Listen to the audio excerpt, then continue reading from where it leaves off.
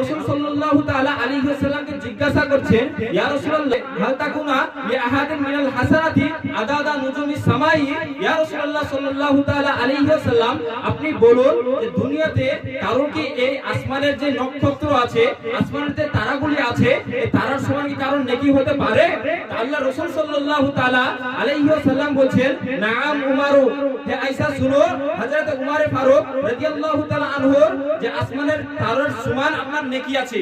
বিরাদরানে মিল্লাতে ইসলামিয়া হযরত আয়েশা সিদ্দিকা রাদিয়াল্লাহু তাআলা আনহা চিন্তিত হয়ে গেলেন আর বললেন, ইয়া রাসূলুল্লাহ সাল্লাল্লাহু তাআলা আলাইহি ওয়াসাল্লাম, আমার পিতা হযরত আবু বকর সিদ্দিক রাদিয়াল্লাহু তাআলা আনহুর নেকির খবর কি?